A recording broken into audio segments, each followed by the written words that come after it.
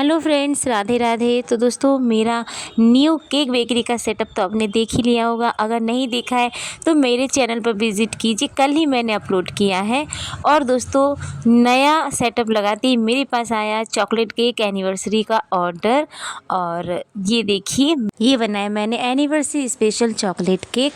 लेकिन अनफॉर्चुनेटली इस केक के साथ बहुत बुरा हुआ दोस्तों। और ये देख सकते हैं आप, उसकी यह हालत, बहुत बुरी दुर्घटना हो गई इस केक के साथ। मैं आपको वीडियो में आगे शेयर करूंगी।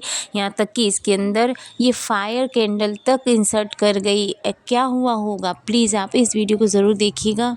तो दोस्तों, ज़्यादा टाइम ख़राब ना करते हुए वीडियो स्टार्ट करते हैं। और मैं आपको बता दूं कि यहाँ पर मैंने 750 ग्राम का केक बनाया था, ना ही हाफ़ के जी ना ही 1 kg। और इसके लिए मैंने यहाँ पर 195 ग्राम प्रीमिक्स लिया था।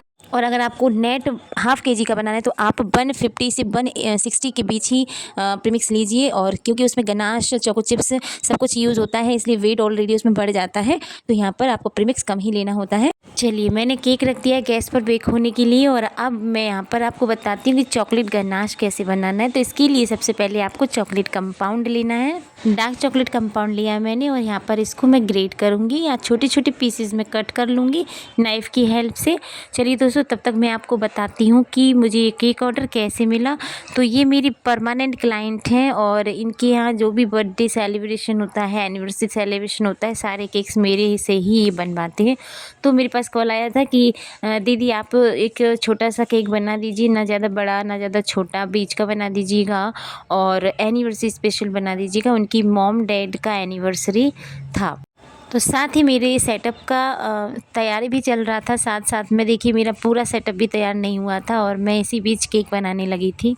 तो यहाँ पर गनाश बनाने के लिए मैंने एक लोटे में बिल्कुल बॉइल्ड पानी लिया जिसमें से स्टीम निकल रही है। और इसमें एक बाउल रखी है, उसमें मैंने ग्रेट की हुई चॉकलेट डाली है, साथ ही मैंने क्रीम डाली है। जितना चॉकलेट लिया था उससे आधा मैंने क्रीम लिया है, 1:2 रेशियो किया है। और साथ में मैं इसमें मिल्क भी ऐड करूँगी दोस्तों, क्योंकि बहुत थिकनेस हो जाती है 1:2 रेशियो से। उस तरह का गनाश बनता है जब आप ट्रफल बनाते हैं, ठीक है। तो इस तरह का आपको ड्रिपिंग वाला गनाश बनाना है तो आपको इसमें थोड़ा सा या तो क्रीम ऐड करनी होगी या मिल्क। मैंने 1 चम्मच यहाँ पर मिल्क ऐड किया था। और साथ में मैं इसमें न्यूट्रल जेल हाफ़ टीस्पून ज़रूर डालती हूँ दोस्तों, क्योंकि इससे शाइनिंग बहुत अच्छी आ जाती है। साथ में ही इसकी जो कंसिस्टेंसी है वो प्रॉपर रहती है, बैलेंस में रहती है, ना ही फ्लोइंग रहती है और ना ही ज़्यादा थिक रहती है। तो इसलिए मैं ज़रूर यूज़ करती हूँ न्यूट्रल जेल, ठीक है। अब देखिए, अब मुझे करनी है क्रीम बीट, क्योंकि मेरा हो बन गया है गनाश, मैंने साइड में रख दिया है। और जब भी हम क्रीम बीट करें, व्हिप्ड करें, तो दोस्तों इस तरह की कंसिस्टेंसी होना बहुत ज़रूरी है, मिल्क लाइक, ठीक है दोस्तों। तो यहाँ पर मैं आपको एक टिप्स देना चाहती हूँ कि अगर आपका क्रीम का डब्बा अच्छे से, क्रीम पूरा अगर आपको साफ़ करनी है तो इस तरह से देखिए, जैसे तो मैं कर रही हूँ, इसको एकदम से फ्लैट कर लेना है और फिर प्रेशर डाल के इसको पूरा साफ़ कर लेना है। ना ही आपको इसमें हाथ डालने की ज़रूरत है, ना ही स्पैचुला डालने की ज़रूरत है। पूरा डब्बा एकदम क्लीन हो जाएगा।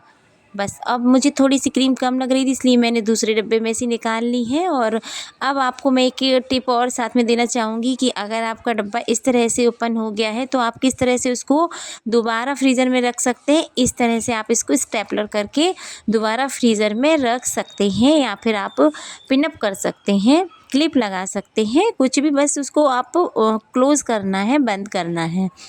साथ ही मैंने चॉकलेट एसेंस डाल दिया है 4-5 ड्रॉप्स।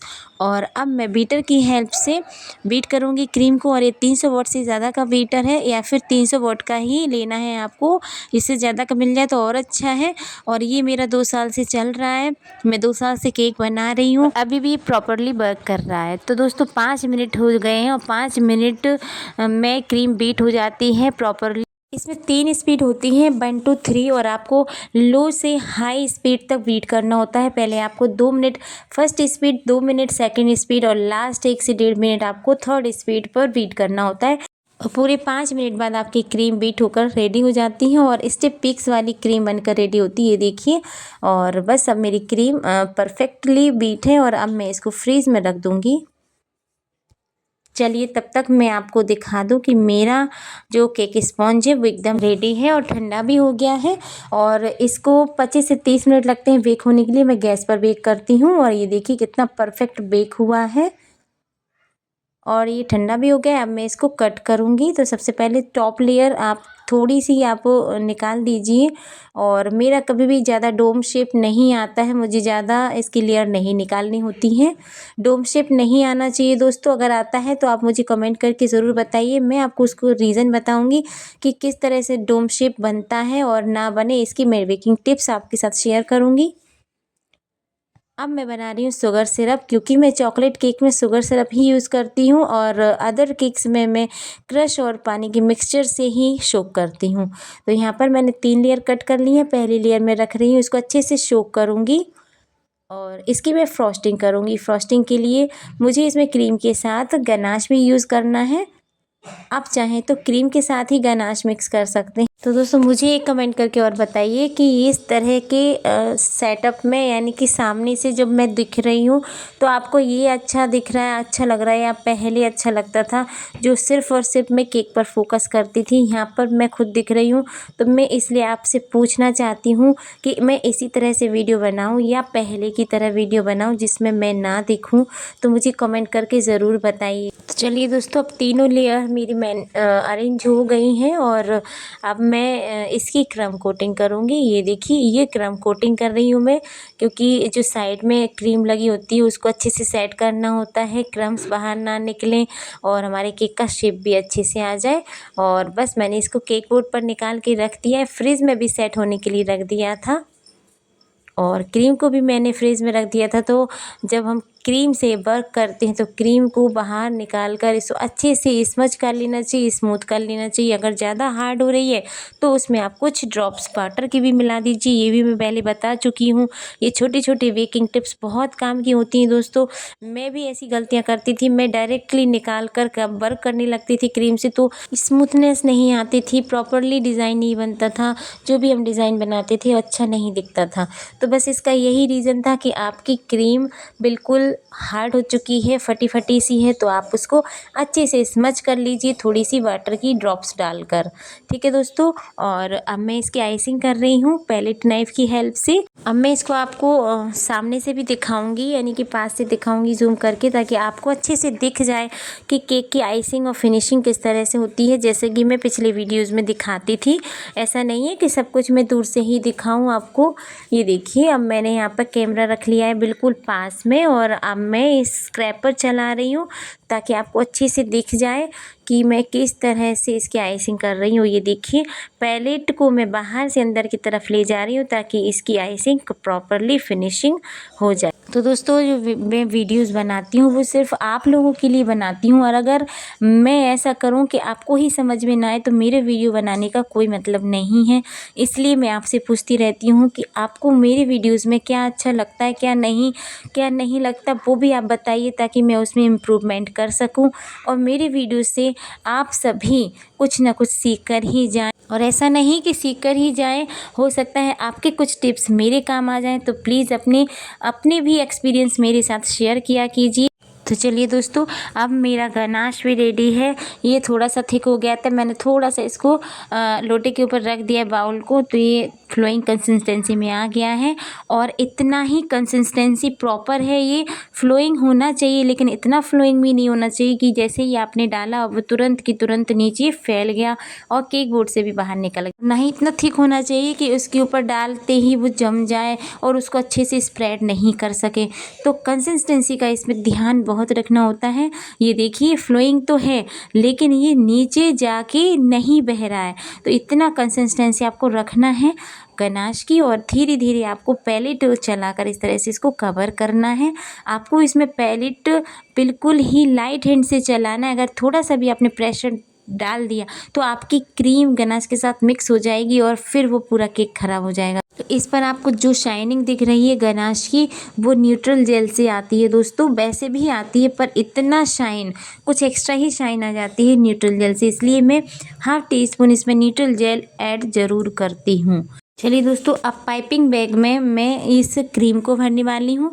तो मैं आपको बताती हूँ कि किस तरह से पाइपिंग बैग में क्रीम को भरना है। जो बिगिनर्स है वो इसी तरह से करें। सबसे पहले आपको पाइपिंग बैग में इस तरह से नोज़ल को इंसर्ट करना है। अगर आपका कट नहीं लगा है तो उसमें कट लगा लेना है, और इस तरह से मैं करती हूँ। इस तरह से आपको नहीं करना है, इससे आप हाथ बिगड़ सकता है आपका।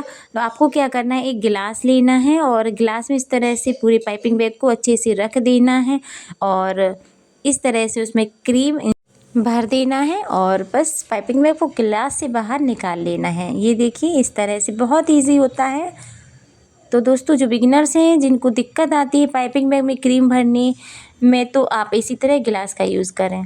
दोस्तों, यहाँ पर मैं एक और टिप्स देना चाहती हूँ आपको कि इस तरह गनाश पर अगर आप रोज़ेट बनाएंगी तो आपकी बहुत स्लिप हो जाएंगी रोज़ेट। तो पहली बात तो आपको ये करना है कि केक को अच्छे से सेट हो जाने देना है, जिससे गनाश अच्छे से स्टिक हो जाए। अगर आपको तुरंत की तुरंत बनाना है तो आप जिस जगह पर रोज़ेट बनाना चाह रहे हैं उस जगह से थोड़ा थोड़ा गनाश आप निकाल दीजिए, तब आप रोज़ेट बनाइए, नहीं तो आपकी रोज़ेट स्लिप होंगी। ठीक है, तो ये दोस्तों बहुत काम की टिप्स होती हैं, आपको ध्यान से सुनना है और इनको फॉलो करना है।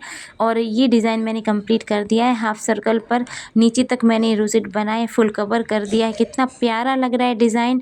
और साथ में मैंने सिल्वर लस्टर डस्ट भी स्प्रे कर दिया है, एकदम शाइन करने लगा है पूरा केक। गनाश तो पहले से ही शाइन कर रहा था, साथ में रोज़ेट भी शाइन कर रहे हैं। साथ में मैंने गोल्डन बॉल्स भी रख दी हैं, और बिना इनके मैं केक कंप्लीट नहीं करती हूँ दोस्तों। पता नहीं क्यों मैं गोल्डन बॉल्स स्प्रिंकल हर केक पर यूज़ करती हूँ। आप मुझे कमेंट करके बताइए अच्छे लगते हैं कि नहीं लगते। मुझे तो बहुत अच्छे लगते हैं। साथ में मैंने एनिवर्सरी केक भी का टॉपर भी यहाँ पर लगा दिया, और मेरा केक हो गया है कंप्लीट टाइम के पहले ही। और मेरे जो कस्टमर हैं वो आने वाले थे, आराम से आ रहे थे। उनका दीदी मैं आराम से लेके जाऊँगा। मैंने कहा कोई बात नहीं, केक तैयार है, बस मैं इसके मैं वेट बता देती हूँ। ये 750 ग्राम का केक बनकर रेडी हुआ है, और बढ़िया से सेट भी हो गया था दोस्तों। लेकिन जब कस्टमर केक लेने के लिए आए तो मैंने उन्हें केक दिखाया और उनके सामने ही केक पैक किया और उनको दे दिया। ठीक है, वो केक लेकर चले गए, मैं अपने काम में लग गई। बस 5 मिनट बाद वो वापस आ गए और उन्होंने कहा कि दीदी, मेरे दोस्त के हाथ से गाड़ी पे से केक गिर गया है और इसका ये बुरा हाल हो गया है, दीदी कुछ कीजिए प्लीज़। और मैं अपने मम्मी पापा की एनिवर्सरी ख़राब नहीं करना चाहता। और दोस्तों, वही अपने मम्मी पापा के लिए सरप्राइज़ केक लेकर जा रहा था, तो मुझे बहुत बुरा लगा। मैंने कहा नहीं, ऐसा नहीं होना चाहिए। मैं इसका कुछ ना कुछ करके आपको थोड़ा बहुत, इतना तो नहीं लेकिन मैं इतना इसमें इम्प्रूवमेंट कर दूंगी कि वापस ही ज़िंदा हो जाएगा, माने कि केक कट करने के लायक हो जाएगा। खाने लायक तो है लेकिन सिर्फ और सिर्फ देखने लायक नहीं रहा था दोस्तों। तो मैंने सारा क्रीम था, सारा क्रीम वापस निकाला। और अगर दोस्तों ये सिंपल क्रीम का केक होता तो मैं वापस से बहुत सुंदर कर देती, लेकिन इसमें गनाश मिक्स था, इसलिए जो भी क्रीम उसमें गनाश मिक्स हो गया था तो उसका कलर एकदम ख़राब हो गया था। फिर भी मैंने इतना कोशिश किया कि इस केक का रूप एकदम से निखर जाए, और मैंने वापस से थोड़ा बहुत, मेरे पास गनाश पड़ा हुआ था तो मैंने सब मिलाकर उसको अच्छे से केक के ऊपर सरफेस पर फैला दिया। और कुछ मेरे पास पिंक कलर की क्रीम भी पड़ी हुई थी तो उससे मैंने ऊपर सरफेस पर रोज़ेट बना दिए। तो दोस्तों, बहुत जल्दबाजी भी थी क्योंकि फ़ोन आने लगे थे कि भैया कहाँ हो, जल्दी आओ घर। तो बच्चा वो बोल रहा था कि दीदी जल्दी कीजिए, जो भी हो जाए, बस केक अच्छा दिखने लगे। तो मैंने उससे कहा सिर्फ 10 मिनट मुझे दो और फिर मैं आपको केक बना के देती हूँ। तो दोस्तों, यहाँ पर मैंने छोटी स्टार नोज़ल ली और उसमें मैंने वही क्रीम जो बाहर फैल गई थी, केक के डब्बे में फैल गई थी, सारी क्रीम निकाल कर मैंने उसमें रखी। जब मैंने उससे काम किया तो उसमें जो गोल्डन बॉल्स थी वो सारी नोज़ल के मुंह पर चिपक गई थी, तो क्रीम ही नहीं निकल रही थी दोस्तों। तो फिर मैंने इसको फिर से किया, स्मूथ किया, पूरा प्लेन किया, और फिर मैंने इस पर लिस्टर डस्ट भी स्प्रे किया कि उसमें कुछ शाइन आ जाए। और लास्ट में बॉर्डर के लिए भी क्रीम नहीं बची थी तो मैंने इस तरह चोको चिप से बॉर्डर बना दिया। कुछ मैंने ये वर्सलीज भी डाल दी, और ये कंप्लीट हो गया मेरा केक का लुक। अब ये कैसा लग रहा है, उतना अच्छा तो नहीं लग रहा है, लेकिन हाँ, काम चलाने लायक तो बन ही गया था। और भैया देखकर खुश हो गया कि हाँ दीदी, अब तो इतना अच्छा लग रहा है, आपने इसको वापस ज़िंदा कर दिया, थैंक यू फॉर दैट। तो मैं दोस्तों, आप भी कमेंट करके बताइए कि आपको वीडियो कैसा लगा। अच्छा लगा तो वीडियो लाइक एंड शेयर कीजिए, चैनल को सब्सक्राइब कीजिए। मिलते हैं नेक्स्ट वीडियो में, बाय, टेक केयर।